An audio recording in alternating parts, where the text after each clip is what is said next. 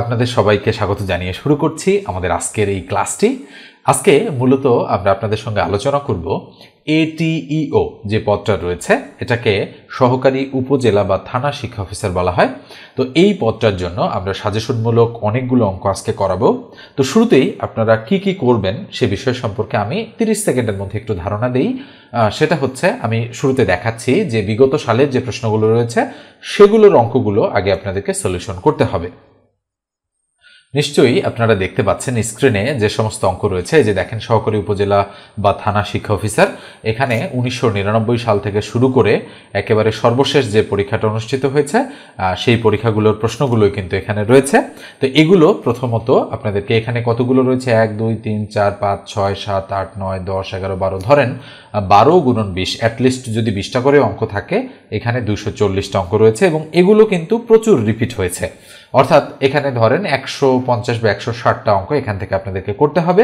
এরপরে বিগত সালের যে বিসিএস এর প্রশ্নগুলো রয়েছে, এই যে দেখেন বিগত সালের বিসিএস এর যে সমস্ত প্রশ্ন রয়েছে, মোটামুটি আমি কততম বিসিএস পর্যন্ত বলেছি আপনাদের, 35তম থেকে শুরু করে একেবারে সর্বশেষ 48তম স্পেশাল যে বিসিএসটা অনুষ্ঠিত হয়েছে।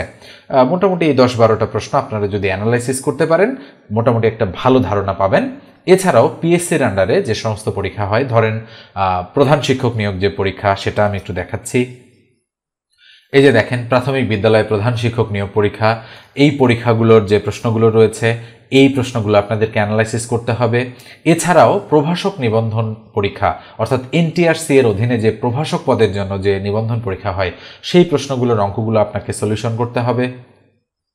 এই যে দেখেন, এখানে অঙ্কগুলো আছে 18তম, 17তম, 16, 15, 14 এবং ষষ্ঠ প্রভাষক নিবন্ধন পরীক্ষার প্রশ্ন সমূহ থেকে যতগুলো রয়েছে এই অঙ্কগুলো কিন্তু অনেকগুলো রিপিট আছে এখানে, এগুলো প্র্যাকটিস করতে হবে। এছাড়াও মাধ্যমিক বিদ্যালয়ের যে প্রশ্ন আছে সেগুলো করতে হবে, মানে সরকারি মাধ্যমিক বিদ্যালয়।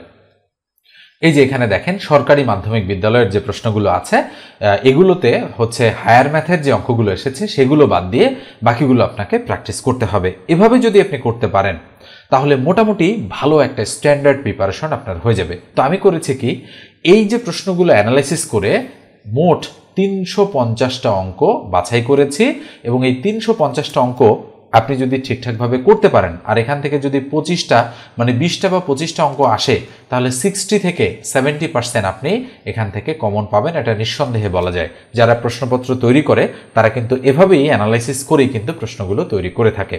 তো আমি আজকে থেকে আলোচনাটা শুরু করছি।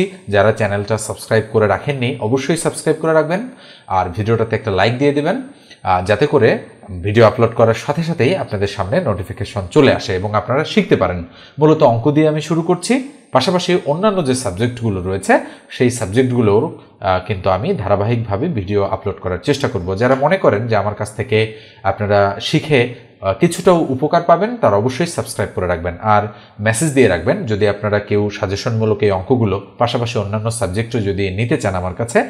যদিও প্রয়োজন নেই আপনাদের অনেকেরই, কিন্তু যারা একেবারেই মানে তেমন কিছু পড়েননি, কোথা থেকে কি করবেন বুঝতে পারতেছেন না, এমন যদি কেউ থাকেন তাহলে আমাকে 01642702760 এই নম্বরে হোয়াটসঅ্যাপে টেক্সট করে নক দেবেন। বাংলা, ইংরেজি, সাধারণ জ্ঞান, গণিত, তথ্য প্রযুক্তি, বিজ্ঞান এই বিষয়গুলোর মানে পিডিএফ আকারে সাজেশন রয়েছে আমার কাছে, আমার নিজেরই তৈরি করা পুরো সাজেশনটাই। তবে কখনোই শতভাগ কমনের নিশ্চয়তা আমি দেই না। অ্যাটলিস্ট যারা কিছুই পড়েননি, মোটামুটি একটা প্রিপারেশন নিতে চাচ্ছেন, সময় হাতে কম, তাদের জন্যই কিন্তু এটা প্রযোজ্য। শুরুতেই দেখতে পাচ্ছেন এই যে অঙ্কটা রয়েছে এটা কিন্তু 2005 সালে এটিইও এর নিয়োগ পরীক্ষায় এসেছিল। কি বলা হচ্ছে অঙ্কটাতে, 2 অঙ্ক বিশিষ্ট একটি সংখ্যার দশক স্থানীয় অঙ্ক একক স্থানীয় অঙ্ক থেকে 5 বড়। সংখ্যাটি থেকে অঙ্কদ্বয়ের সমষ্টির 5 গুণ বিয়োগ করলে অঙ্কদ্বয় স্থান বিনিময় করে, সংখ্যাটি কত? তাহলে আমাদের শুরুতে যেহেতু বলা হচ্ছে 2 অঙ্ক বিশিষ্ট একটা সংখ্যা, তো আমি যদি একটু আপনাদের সঙ্গে আলোচনা করি যে সংখ্যা গঠিত হয় আসলে কিভাবে। আপনাদের যদি কারো ধারণা কম থাকে তাহলে কিন্তু বুঝতে পারবেন না। আমি আগে সংখ্যার গঠনটা শেখাচ্ছি। ধরেন 38 একটা সংখ্যা, এটা গঠিত হয়েছে, এটা একক আর এটা হচ্ছে দশক। তো যেহেতু এটা একক স্থানীয় অঙ্ক এই জন্য এর সাথে 1-এর সম্পর্ক, আর 3 যেহেতু দশক স্থানীয় অঙ্ক তাই এর সাথে 10-এর একটা সম্পর্ক আছে। তাহলে আমরা সংখ্যাটা তৈরি করতে পারি 10 গুণন 3 আর 1 গুণন 8। এই যে দেখেন 8কে 1 দ্বারা গুণ আর এই 10কে মানে 3কে 10 দ্বারা গুণ এবং এই দুটো যোগ করতে হবে। এখন আমি যদি বলতাম যে এই সংখ্যাটা হচ্ছে x আর এই সংখ্যাটা হচ্ছে y, তাহলে আমাকে কিন্তু দিতে হতো 10y প্লাস হচ্ছে 1 ইন্টু এক্স মানে শুধু x। দেখেন সংখ্যাটা কিন্তু এভাবে তৈরি হতো। এখন একক স্থানীয় অঙ্ক x, দশক স্থানীয় অঙ্ক y না হয়ে অন্য কিছু হতে পারে, তার সাথে কিন্তু অবশ্যই 10 গুণ করতে হবে। এইভাবেই কিন্তু একটা সংখ্যা তৈরি হয়। এটা শুরুতে আমি জানিয়ে দিলাম আপনাদেরকে। এবার আমরা এখানে যাচ্ছি।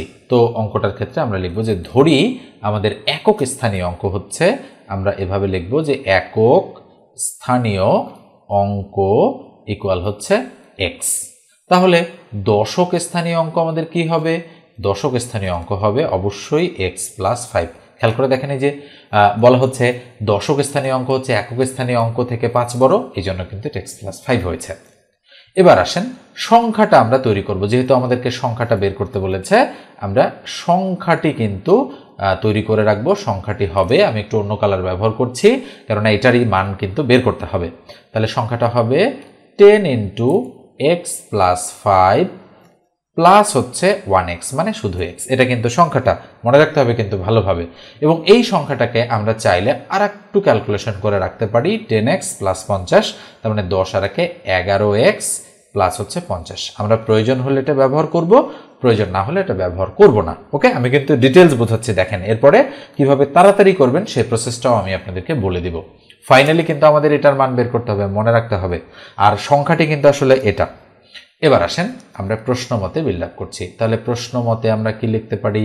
লিখতে পারি যে সংখ্যাটি থেকে অঙ্কদ্বয়ের সমষ্টির 5 গুণ বিয়োগ করলে, সংখ্যাটি কোনটা? সংখ্যাটা কিন্তু এটা, অর্থাৎ 11x প্লাস 50। সংখ্যাটি থেকে কি করব আমরা? এই সংখ্যাটা থেকে অঙ্কদ্বয়ের সমষ্টির 5 গুণ। আচ্ছা, অঙ্কদ্বয়ের সমষ্টি কি? এটা আর এটা যোগ করলে x 2x প্লাস 5, তাহলে 2x প্লাস 5 এর 5 গুণ আমরা বিয়োগ যদি করি তাহলে কি হয়?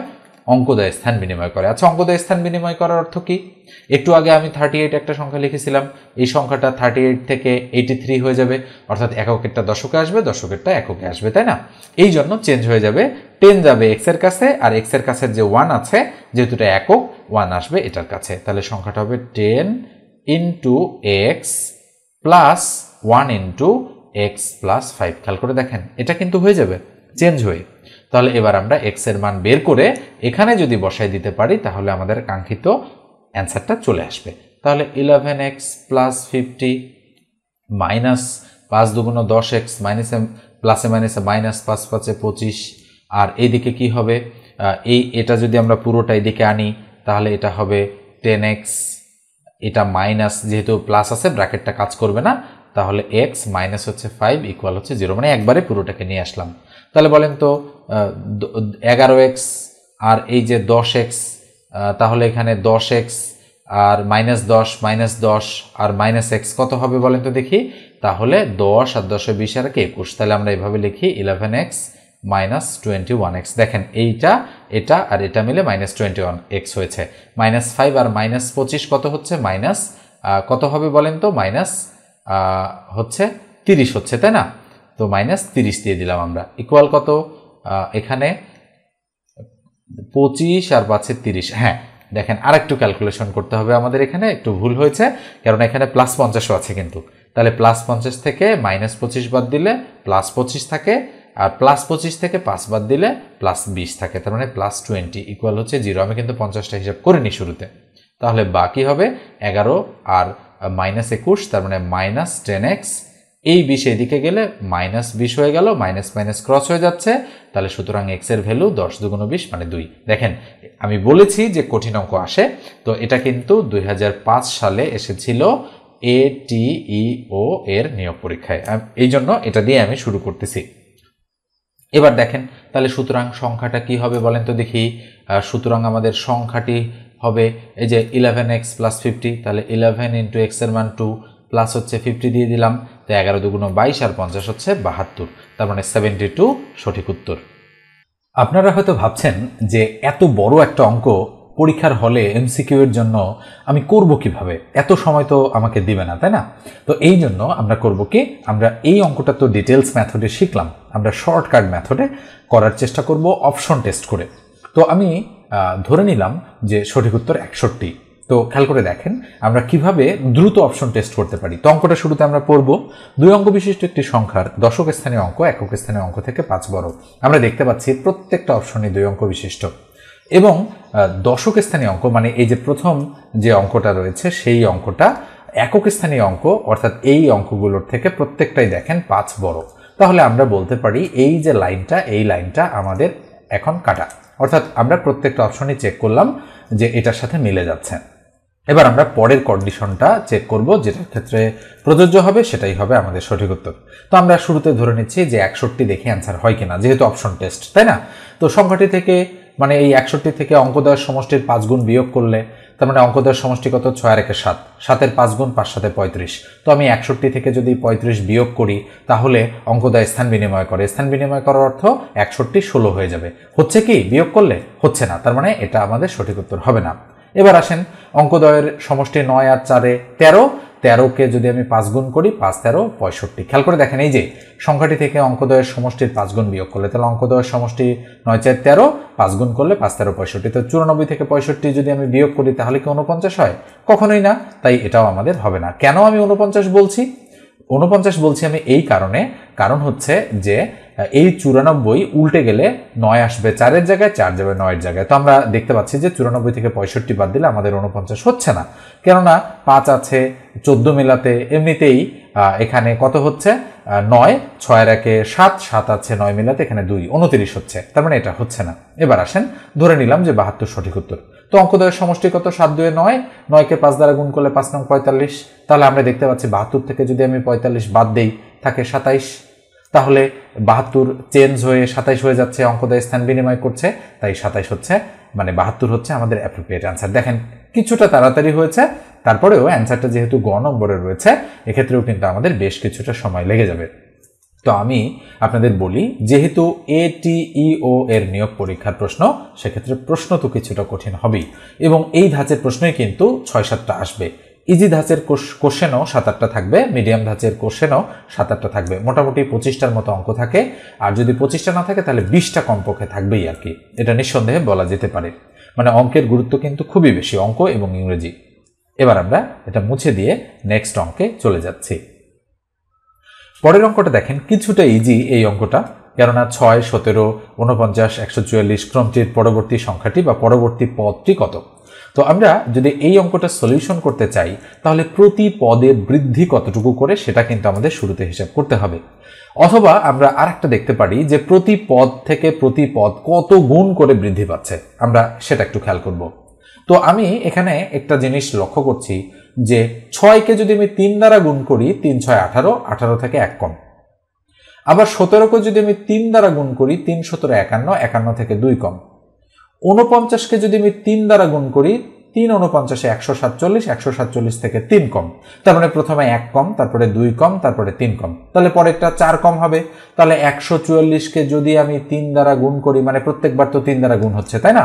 তাহলে 3 দ্বারা যদি আমি গুণ করি কত হচ্ছে? 3 4 12 2 হাতে 1, 3 4 12 আর 1 13 3 হাতে 1, 3 1 3 আর 1 4। এবার কত কম হবে? 4 কম। তাহলে যদি 432 থেকে 4 বাদ দেই তাহলে থাকবে 428। কোথায় রয়েছে? এই যে দেখেন ঘ নম্বর অপশনে রয়েছে। এই মুহূর্তে আমার মাথায় এটাই এসেছে, তবে এটা আরো অনেকভাবে কিন্তু করা সম্ভব। তো এই মুহূর্তে যেহেতু আমার মাথায় এটাই আসলো তাই এভাবেই আমি করে দিলাম। তো মনে রাখবেন এরকম সিরিজের অঙ্কগুলো বিভিন্নভাবে সমাধান করা যেতে পারে। তো আপনার পরীক্ষার হলে মাথায় যেটা আসবে সেই অনুপাতেই আপনি এটার সলিউশন করবেন, তবে কন্ডিশনগুলো কিন্তু প্রত্যেকটার ক্ষেত্রে একই হতে হবে। এমন নয় যে আপনি একটা একভাবে করলেন আর একটা আরেকভাবে করলেন, সেটা করলে কিন্তু হবে না। এবার আমরা পরেরটাতে যাচ্ছি। এবারে এই অঙ্কটা দেখেন, মোটামুটি বড় একটা অঙ্ক এটাও। এটাতেও কিন্তু আপনাদেরকে সুন্দরভাবে ক্যালকুলেশন করতে হবে এবং যত দ্রুত আপনি ক্যালকুলেশন করতে পারবেন তত তাড়াতাড়ি কিন্তু এই অঙ্কগুলোর অ্যান্সার আপনি মেলাতে পারবেন। তো আমি একটু বক্স করে দিচ্ছি, এটা হচ্ছে অঙ্ক, একটু ভালো করে আপনারা পড়বেন অঙ্কটা। সেটা হচ্ছে ক, খ এবং গ 560 টাকা নিয়ে কারবার শুরু করলো। ক খ এর চেয়ে 90 টাকা বেশি দিয়েছে এবং খ গ এর চেয়ে 140 টাকা কম দিয়েছে। কারবারে 224 টাকা লাভ হলে গ কত টাকা লাভ পাবে? এখানে শুরুতে তাদের মূলধনের পরিমাণ বলা আছে এবং পরে লাভের পরিমাণ বলা আছে। বলা হচ্ছে গ কত টাকা লাভ পাবে সেটা বের করতে। তাহলে আমরা এখানে ধরে নিতে পারি কি দেখেন, আমি আবার একটু পড়ছি যে ক কে ধরবো না খ কে ধরবো নাকি আবার গ কে ধরবো। ক, খ এবং গ এত টাকা নিয়ে কারবার শুরু করলো। ক খ এর চেয়ে 90 টাকা বেশি দিয়েছে, তার মানে ক খ এর চেয়ে 90 টাকা বেশি দিয়েছে, তার মানে ক বেশি দিয়েছে খ এর তুলনায়, অর্থাৎ ক এর মূলধনটা খ এর তুলনায় 90 টাকা বেশি। এবার বলেছে এবং খ গ এর চেয়ে 140 টাকা কম দিয়েছে, তার মানে খ আবার দিয়েছে গ এর চেয়ে 140 টাকা কম। তাহলে আমরা কি বলতে পারি যে গ ধরি দিয়েছে x টাকা, মানে গ এর মূলধন। তাহলে আমরা এখানে লিখতে পারি যে ধরি গ এর মূলধন হচ্ছে x টাকা। ওকে, আমরা এটা লিখে দিলাম, অথবা ক টাকা আমরা বলতে পারি। তাহলে বলেন তো আমরা এবারে লিখতে পারি কিনা এই কন্ডিশনটা থেকে খ গ এর চেয়ে 140 টাকা কম দিয়েছে, তাহলে খ এর মূলধন কতটুকু হবে? তাহলে x থেকে আরও 140 টাকা কম, তাহলে এত টাকা। কারণ কি? কারণ হচ্ছে খ গ এর চেয়ে 140 টাকা কম দিয়েছে, তাহলে গ যদি x হয় খ হবে x মাইনাস 140। এবার ক এর মূলধন কতটুকু? ক এর মূলধন ইকুয়াল, বলেন তো দেখি, ক খ এর চেয়ে 90 টাকা বেশি দিয়েছে, তাহলে কার চেয়ে? খ এর চেয়ে 90 টাকা বেশি, তাহলে খ দিয়েছে এই টাকাটা, অর্থাৎ x মাইনাস 140, এটা হচ্ছে কার টাকা? খ এর টাকা, তার চেয়ে কতটুকু বেশি? 90 টাকা বেশি, তাহলে এর সাথে আরো 90 যোগ, তাহলে এটা কত হবে? এটা ক্যালকুলেশন করলে x মাইনাস 90 যদি আমরা বাদ দিই থাকবে 50। ওকে, তাহলে x মাইনাস 50 টাকা। এটা কার টাকা? এটা ক এর টাকা। তাহলে আমরা বলতে পারি এটা হচ্ছে ক এর টাকা, এটা খ এর টাকা, আর এটা গ এর টাকা। তাহলে এই 3 টাকা মিলে কত টাকা হয়? 560 টাকা। যেহেতু ক, খ এবং গ 560 টাকা নিয়ে কারবার শুরু করেছে, তাহলে আমরা এখানে লিখতে পারি প্রশ্ন মতে ক কত? ক হচ্ছে x মাইনাস 50, এটা হচ্ছে ক। খেয়াল করে দেখেন খ কত? খ হচ্ছে x মাইনাস 140, এটা হচ্ছে খ এর টাকা। গ কত? গ হচ্ছে x। এই 3টা টাকার সমষ্টি মানে যোগফল হচ্ছে আমাদের কি বলেন তো দেখি? 560 টাকা। তাহলে আমরা লিখে দিলাম 560, ক প্লাস খ প্লাস গ 560, তাহলে বা x x x কত হবে? 3x। 140 আর মাইনাস 50 মানে কত হচ্ছে? মাইনাস 190, তাহলে মাইনাস 190 দিলাম, ইকুয়াল কত? 560। তাহলে বা কি হবে? 3x ইকুয়াল টু 560, আর এই 190 এদিকে আসলে প্লাস 190 হয়ে যাচ্ছে, তাহলে কত হবে? বা 3x ইকুয়াল টু 190 আর 560, তাহলে 0 0 দিয়ে দিলাম, 9 আছে, 9 আর 6 15, 5 হাতে 1, 5 আর 1 6 আর 1 7, তার মানে 750। তাহলে সুতরাং x এর ভ্যালু কত হবে? 750 কে 3 দ্বারা ভাগ করলে 3 25 75, 250, তাহলে 250 হচ্ছে x এর মান। তাহলে আমরা কি বলতে পারি বলেন তো দেখি? আমরা বলতে পারি x কারটা?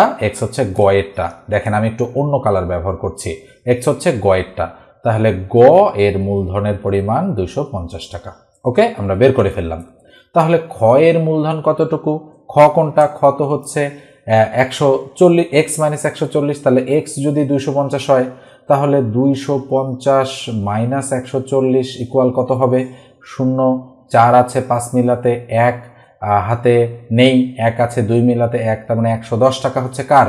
খ এর। তাহলে ক এর কতটুকু হবে? ক কোনটা? ক হচ্ছে তো x মাইনাস 50, তাহলে 250 থেকে যদি আমি কত দেই? 50 বাদ দিয়ে দেই, তাহলে ইকুয়াল কত হবে? 200 টাকা। তাহলে ক এর মূলধন পেয়েছি 200, খ এর পেয়েছি 110, গ এর পেয়েছি 250। এগুলো কিন্তু মূলধন। এবারে আসেন তাহলে আমরা মূলধনের অনুপাতটা কিভাবে বের করতে পারি। আমি একটু এই জায়গাটা মুছে দিচ্ছি, কেননা ক্যালকুলেশন আর একটু করতে হবে আমাদের। আমি একটু এটা মুছে দিলাম। তো এবার আসেন আমি এখানে লিখব যে ক অনুপাত খ অনুপাত গ, যেহেতু তারা একটা কারবারে এসেছে, তাহলে কোন অনুপাতে টাকা দিয়েছে এবং সেই অনুপাতেই লভ্যাংশটা বণ্টিত হবে, তাই না? তাহলে আমরা বলতে পারি ক কত? ক হচ্ছে 200, খ কত? খ হচ্ছে 110, লিখলাম 110, অনুপাত গ কত? গ হচ্ছে কত? 250। তাহলে ক অনুপাত খ অনুপাত গ হয়ে গেল। তাহলে আমরা করব কি, যেহেতু এটা অনুপাত, ছোট করার জন্য 0 0 0 গুলো কেটে দিব। তাহলে 20 অনুপাত 11 অনুপাত 25, এটা হচ্ছে ক খ গ এর মূলধনের অনুপাত। এবার আসেন লভ্যাংশ পেয়েছে 224 টাকা মোট, তাহলে অবশ্যই লভ্যাংশ গ পাবে বেশি, তার চেয়ে একটু কম পাবে ক, তার চেয়ে আরো কম পাবে খ। তাহলে কার লভ্যাংশ? গ এর কত লভ্যাংশ সেটা বের করতে বলেছে। তাহলে আমরা করব কি, অনুপাতের যোগফল বের করব। ক্লাস 7-এ কিন্তু অনুপাত সমানুপাতে আমরা শিখেছি। তাহলে 20 যোগ 11 যোগ হচ্ছে 25, বলেন তো কত হয়? 2 5 আর 1 6, 6 দিয়ে দিলাম, 2 আর 1 3 আর 2 5, তাহলে 56। তাহলে মোট অনুপাতের যোগফল 56। তাহলে গ এর মুনাফার পরিমাণ বা গ লাভ পাবে, আমরা বলতে পারি গ লাভ পাবে হচ্ছে 224 এর, এই যে 224 এটা নিচে 56, আর গ এর টাকা কত? গ এর টাকা তো 25, তাই না? এই যে গ হচ্ছে 25, এই যে 25, তাহলে উপরে দিব আমরা 25। কাটাকাটি করলে কত হবে? 4 56 224, 4 25 কত? 100। তাহলে গ এর লভ্যাংশের পরিমাণ 100 টাকা। এই যে দেখেন গ এর 100 টাকা। তো খেয়াল করে দেখেন, এটাও ATEO এর নিয়োগ পরীক্ষার অঙ্ক। তো অঙ্ক কিন্তু কঠিন এসেছে। তো শুরুর দিকে আমি কঠিন এবং কিছু সহজ, মানে কঠিনগুলো একটু সামনের দিকে রেখেছি, যাতে করে আপনারা বুঝতে পারেন যে গতানুগতিক ধাঁচের বাইরে গিয়ে কিন্তু এখানে প্রশ্ন করা হয়। তো আপনারা করবেন কি, এই ধাঁচের অঙ্কগুলো একটু শেষে করার চেষ্টা করবেন, কেননা শুরুতেই যদি আপনি অঙ্ক করতে থাকেন তাহলে এত বড় অঙ্ক করতে গিয়ে আপনার কিন্তু টাইম কিল হয়ে যাবে অনেক। আর এই ধাঁচের অঙ্ক করার জন্য কিন্তু কোনো শর্টকাট মেথড নেই, আপনাকে ডিটেলস মেথডই করতে হবে। আমি বোঝালাম জন্য কিন্তু সময় বেশি লাগছে, কিন্তু যখন আমি পরীক্ষার হলে তাড়াতাড়ি করব তখন কিন্তু আর এত সময় লাগবে না, তখন দ্রুত ক্যালকুলেশনটা করব। তো অঙ্কগুলো আপনাদের অবশ্যই শেষের দিকে করতে হবে, এবং সহজগুলো করবেন, তারপরে মিডিয়ামগুলো, তারপরে কঠিনগুলো। কোনটা সহজ, কোনটা মিডিয়াম, কোনটা কঠিন, এটা বোঝার জন্য হলেও তো একটা প্রাথমিক একটা নলেজের দরকার রয়েছে আপনাদের। এই জন্য বেশি বেশি প্র্যাকটিস করতে হবে। এবার আমরা 4 নম্বরে চলে যাচ্ছি। একটি বর্গক্ষেত্রের কর্ণের দৈর্ঘ্য 4√2 একক হলে ওই বর্গক্ষেত্রের ক্ষেত্রফল কত বর্গ একক সেটা বের করতে বলা হচ্ছে। তো আমরা অঙ্কটাকে একটু বক্স করে দিই। তো যেহেতু বলা হচ্ছে একটি বর্গক্ষেত্রের কর্ণের দৈর্ঘ্য, তাহলে বলেন তো দেখি বর্গক্ষেত্র দেখতে কেমন হয়? নিঃসন্দেহে আপনারা জানেন যেটার 4 বাহু সমান সেটা হচ্ছে একটা বর্গক্ষেত্র। তো আমরা ধরলাম এটা একটা বর্গক্ষেত্র যেটার প্রত্যেকটা বাহু সমান, এবং এই বর্গক্ষেত্রটার কর্ণের দৈর্ঘ্য দেওয়া আছে 4√2। আচ্ছা বলেন তো দেখি কর্ণ কোনটা? তো কর্ণ হচ্ছে এক পাশ থেকে, মানে এক কর্নার থেকে আর এক কর্নারে যেটা যায় সেটার নাম কিন্তু আমাদের কর্ণ। তাহলে আমরা বললাম এটা হচ্ছে এটার কর্ণ। তাহলে বর্গক্ষেত্রের আমরা যদি মানে এমনিতেই ধরি যে বর্গক্ষেত্রের এক বাহু হচ্ছে এ, তাহলে প্রত্যেকটাই কি হবে? প্রত্যেকটাই হবে এ, এবং এই এ অনুপাতে একটা কর্ণের দৈর্ঘ্য হয় সবসময় √2 ইন্টু এ। মনে রাখতে হবে এর উপরে কিন্তু রুট নেই, তাহলে একটা কর্ণের দৈর্ঘ্য হচ্ছে √2 ইন্টু এ। এবং এই কর্ণটাও যদি আমরা হিসাব করি, এটাও যেহেতু সেম আয়তন মানে সেম দৈর্ঘ্য, তো সেক্ষেত্রে এটাও হচ্ছে √2 ইন্টু এ। মনে রাখতে হবে। তাহলে একটা বর্গক্ষেত্রের কর্ণের দৈর্ঘ্যের সূত্র কি? আমরা বলতে পারি √2 ইন্টু এ, এটা হচ্ছে কর্ণের দৈর্ঘ্যের সূত্র। আর যেহেতু এখানে ক্ষেত্রফল জানতে চাচ্ছে, তো বর্গক্ষেত্রের ক্ষেত্রফলের সূত্র হচ্ছে এক বাহুর দৈর্ঘ্যের উপর স্কোয়ার। একটু মনে রাখতে হবে, এটা কিন্তু কর্ণের দৈর্ঘ্যের সূত্র আর এটা হচ্ছে বর্গক্ষেত্রের ক্ষেত্রফলের সূত্র। এখন এই দুটো জিনিস থেকে আমরা এই অঙ্কটা এবারে সলিউশন করে ফেলবো। তাহলে কি দেওয়া আছে? দেওয়া আছে আমরা এখানে লিখতে পারি যে কর্ণের দৈর্ঘ্য 4√2। আচ্ছা বলেন তো দেখি তাহলে √2 ইন্টু এ ইকুয়াল আমাদের 4√2 দেওয়া আছে কিনা? অবশ্যই। এটা হচ্ছে বর্গক্ষেত্রের কর্ণের দৈর্ঘ্য আছে 4√2, তার মানে √2 ইন্টু এ এর মান আমাদের 4√2 দেওয়া আছে। তাহলে বা এ ইকুয়াল কি হবে? উপরে 4√2, এটা যেহেতু ইন্টু আকারে আছে এদিকে আসলে ভাগ হয়ে যাবে, তাহলে √2 ক্রস করলাম, তাহলে সুতরাং এ এর ভ্যালু আমাদের 4 দাঁড়ালো। তাহলে আমরা বলতে পারি এ এর জায়গায় এখন 4। তাহলে বর্গক্ষেত্রের ক্ষেত্রফলের সূত্র কি? দেখেন এই যে ক্ষেত্রফল মানে এ স্কোয়ার, তাহলে আমরা বলতে পারি বর্গক্ষেত্রের এরিয়া বা ক্ষেত্রফল এক বাহুর দৈর্ঘ্যের উপরে স্কোয়ার, তার মানে 4 এর উপরে স্কোয়ার। তাহলে 4 4 কত? 16। এই যে দেখেন ঘ নম্বর যে অপশনটা আছে সেটা রাইট। অঙ্কটা দেখতে মনে হচ্ছে খুবই সহজ, কিন্তু দেখেন এটাতেও আমাদের দুইটা রুল বা দুইটা সূত্র কিন্তু অ্যাপ্লাই করে দিতে হলো। তো এই জন্য হচ্ছে এই ধাঁচের অঙ্কগুলো একটু বেশি করে করতে হবে। এটাও ATEO এর বিগত বছরে আসা প্রশ্ন। এটা দেখেন, কোন বর্গক্ষেত্র তার কর্ণের উপর অঙ্কিত বর্গক্ষেত্রের সমান, অর্ধেক, দ্বিগুণ, তিনগুণ। তো আমরা যতক্ষণ না অঙ্ক করছি মানে অঙ্কন করছি ততক্ষণ পর্যন্ত কিন্তু বুঝতে পারবো না। তো একটি বর্গক্ষেত্র আগে আমরা অঙ্কন করি। তো ধরে নিলাম এই হচ্ছে একটা বর্গক্ষেত্র, এই বর্গক্ষেত্রটার কর্ণের উপর অঙ্কিত বর্গক্ষেত্র। আচ্ছা তাহলে কর্ণ কোনটা? এক পাশ থেকে আর এক পাশে যখন আমরা যাব এটা হচ্ছে একটা কর্ণ। তাহলে কর্ণের উপর অঙ্কিত বর্গক্ষেত্র, তার মানে আমরা এই কর্ণ বরাবর আরো দুইটা সমানভাবে রেখা টানবো যাতে আমরা কি করতে পারি, আরেকটা বর্গক্ষেত্র পেতে পারি। তাহলে আমরা দেখতে পাচ্ছি যে এটা হচ্ছে আমাদের নতুন একটা বর্গক্ষেত্র। আচ্ছা বলেন তো দেখি, প্রথম বর্গক্ষেত্রটার তুলনায় দ্বিতীয় বর্গক্ষেত্রটা কিছুটা বড় দেখা যাচ্ছে কিনা? অবশ্যই। তাহলে আমি ধরে নিলাম এই বর্গক্ষেত্রটা হচ্ছে 1 নম্বর বর্গক্ষেত্র আর এই বর্গক্ষেত্রটা হচ্ছে 2 নম্বর বর্গক্ষেত্র। এখন প্রশ্নে কি বলেছে, যে কোনো বর্গক্ষেত্র, তার মানে এটা, তার কর্ণের উপর অঙ্কিত বর্গক্ষেত্র, তার মানে এটার হচ্ছে কত গুণ, মানে বর্গক্ষেত্রের সমান হবে? তো অবশ্যই দুটো তো সমান নয়, এটা ক্রস। অর্ধেক হবে, দেখা যাচ্ছে যে এইটার তুলনায় এটা কিছুটা অর্ধেক অর্ধেক মনে হচ্ছে। দ্বিগুণ, তাহলে দ্বিগুণ তো এটার তুলনায় এটা দ্বিগুণ তো প্রশ্নই ওঠে না। 3 গুণ হবে, প্রশ্নই ওঠে না। তার মানে আমাদের সঠিক উত্তর হবে অর্ধেক। তার মানে একটা বর্গক্ষেত্র তার কর্ণের উপর অঙ্কিত বর্গক্ষেত্রের অবশ্যই অর্ধেক হবে। এটা একটা উপপাদ্য, তো যেটা হচ্ছে আমরা যদি মুখস্থ রাখি তাহলে সরাসরি দাগাতে পারবো, কিন্তু আমরা চিত্র থেকেই কিন্তু একটা ধারণা পেলাম যে এটার উত্তর অবশ্যই অর্ধেক হবে। এটাও ATEO এর নিয়োগ পরীক্ষায় এসেছে। এবার আমরা নেক্সট অঙ্কে চলে যাচ্ছি। কি বলা হচ্ছে এখানে, একটি পূর্ণ সংখ্যা নির্ণয় করুন যাকে 3, 4, 5 এবং 6 দ্বারা ভাগ করলে যথাক্রমে 2, 3, 4 এবং 5 অবশিষ্ট থাকে। সুন্দর একটা অঙ্ক কিন্তু এটা। তো মনে রাখতে হবে যে আমাদের তাড়াতাড়ি যদি আমরা করতে চাই অঙ্কটা, বলেন তো দেখি, 3 থেকে 2 পার্থক্য কত? 1। 4 থেকে 3 পার্থক্য কত? 1। 5 থেকে 4 পার্থক্য কত? 1। 6 থেকে 5 পার্থক্য কত? 1। এই পার্থক্যটা 1 আমাদের শুরুতে মনে রাখতে হবে। এই পার্থক্য বের করে রাখলাম। এবার অঙ্কটা করার জন্য আমাদের করতে হবে কি, এই যে সংখ্যাগুলো আছে 3, 4, 5 এবং 6, এদের লসাগু বের করে তার থেকে 1 বিয়োগ করলে যেটা হবে সেটাই হবে আমাদের কাঙ্ক্ষিত অ্যান্সার। এটা হচ্ছে প্রসেস। তাহলে 3, 4, 5 এবং 6 এর লসাগু কত? লসাগু হচ্ছে, যদি আমরা 2 দ্বারা দেই থাকে 3, 2 দুগুণ 4, 5 আর 3 দুগুণ 6। এবার যদি আমরা 3 দ্বারা দেই, 3 একে 3, 2 থাকলো, 5 থাকলো, 3 একে 3। তাহলে লসাগু কত? 2, 3, 2 আর 5 গুণ করব। তাহলে 2, 3, 2 হচ্ছে, আর কত গুণ করব? আর আমরা 5 গুণ করব, তাই না? 5, তাহলে 5 দুগুণ 10, 3 10 30, 30 দুগুণ 60। তাহলে লসাগু আসলো 60। 60 থেকে কত বিয়োগ করব? 1 বিয়োগ করব। 1 বিয়োগ করব কেন? এই যে পার্থক্যটা শুরুতে আমরা আইডেন্টিফাই করেছি, 60 থেকে 1 বাদ দিলে 59 হচ্ছে আমাদের অ্যাপ্রোপ্রিয়েট অ্যান্সার। দেখেন, মানে কিছুটা কিন্তু ব্যতিক্রম। গতানুগতিক ধাঁচের যে প্রশ্ন, সেটা থেকে কিন্তু একটু অ্যাডভান্স আসতেছে প্রশ্নগুলো। নিশ্চয়ই আপনারা ধরতে পারছেন, প্রত্যেকটা প্রশ্নই হচ্ছে কিছুটা লেজ লাগানো প্রশ্ন। কিছু সহজ প্রশ্ন পাবেন, কঠিন প্রশ্নও পাবেন, মাঝারি ধাঁচেরও প্রশ্ন পাবেন। তবে অন্যান্য চাকরির পরীক্ষায় সহজ বেশি থাকে, মাঝারি এবং কঠিন কিছুটা কম থাকে। কিন্তু এই ধাঁচের অর্থাৎ ATEO এর নিয়োগ পরীক্ষায় কিছুটা কঠিন এবং মধ্যম মানের প্রশ্নগুলোই বেশি থাকবে, সহজগুলো কিছুটা কম থাকবে। এটা কিন্তু আপনারা প্রশ্নপত্রের প্যাটার্ন খেয়াল করলেই বুঝতে পারবেন, এবং সেটা শুধু অঙ্কের ক্ষেত্রে না, অন্যান্য সাবজেক্টের বেলাতেও কিন্তু প্রযোজ্য। এই জন্য বুঝে শুনে প্র্যাকটিস করতে হবে। এবারে এটা দেখেন, 7 নম্বর যে অঙ্কটা রয়েছে, বলা হচ্ছে 5 ভাগের 1 ভাগ অর্থাৎ 1 ভাগ 5 ভগ্নাংশটির লব ও হরের সাথে, মানে হরের প্রত্যেকের সাথে কোন সংখ্যাটি যোগ করলে ভগ্নাংশটি 3 ভাগ 5 হবে, মানে 5-এর 3 হবে।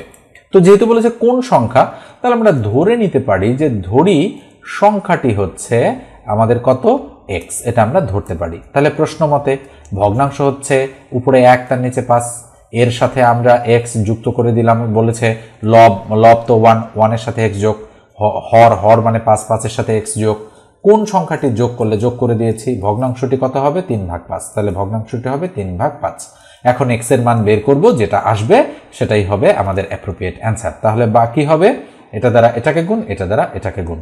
তাহলে 5 দ্বারা 1 কে গুণ করলে 5 একে 5, প্লাস 5 দ্বারা x কে গুণ করলে 5x, ইকুয়াল 3 দ্বারা 5 কে গুণ করলে 3 5 15, প্লাস 3 দ্বারা x কে গুণ করলে 3x। তাহলে কত হবে? বা 5x থাকলো, এই 3x মাইনাস হয়ে এদিকে আসলো, ইকুয়াল 15 থাকলো, এই 5 ওইদিকে গেলে -5 হয়ে গেল। তাহলে বা কত হবে? 2x ইকুয়াল টু 15 থেকে 5 গেলে থাকবে 10।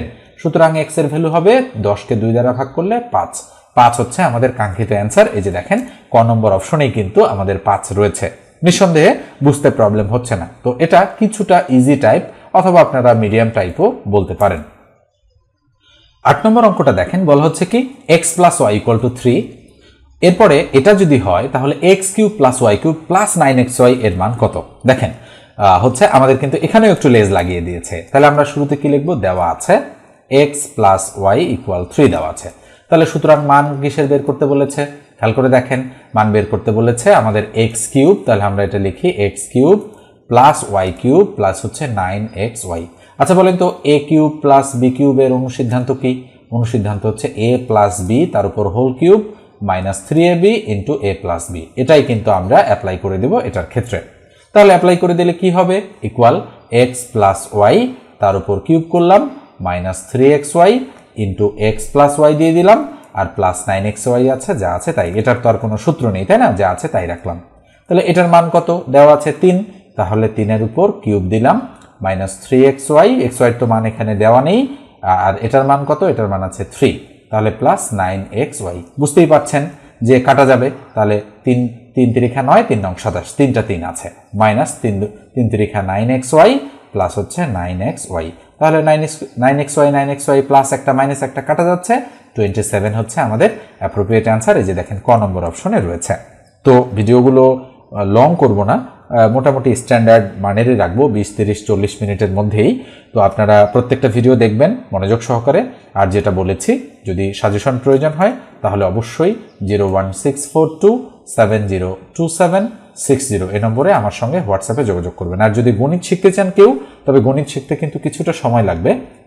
যদি শিখতে চান তাহলেও এই নম্বরে হচ্ছে আপনারা হোয়াটসঅ্যাপে টেক্সট করে আমাকে জানাবেন যে আমি বেসিক গণিতটা শিখতে চাই একেবারে ধরে ধরে শুরু থেকে। তখন আমি বীজগণিত, জ্যামিতি, পাটিগণিত এগুলো একেবারে শূন্য থেকে যে ব্যাচগুলো শুরু হয়, সামনের দিকেই আমি নতুন 2টো ব্যাচ নেব, যে ব্যাচগুলোতে আপনারা চাইলে জয়েন হতে পারেন। তবে অ্যাটলিস্ট 3 থেকে 4 মাসের মতো কিন্তু সময় আপনাকে দিতে হবে। আর টোটাল কোর্স ফি হচ্ছে 1020 টাকা, যার মধ্যে আপনারা যাবতীয় সুযোগ সুবিধা পাবেন। মোটামুটি 55 থেকে 60টা হচ্ছে আপনারা লাইভ ক্লাস পাবেন, মিনিমাম 55 লাইভ ক্লাসেস থাকবে সেখানে। পাশাপাশি পিডিএফ শিট পাবেন এবং আনুষঙ্গিক যত ধরনের ফেসিলিটিস রয়েছে সবকিছু আপনারা পেয়ে যাবেন। তো ধন্যবাদ সবাইকে, ভালো থাকবেন, সুস্থ থাকবেন।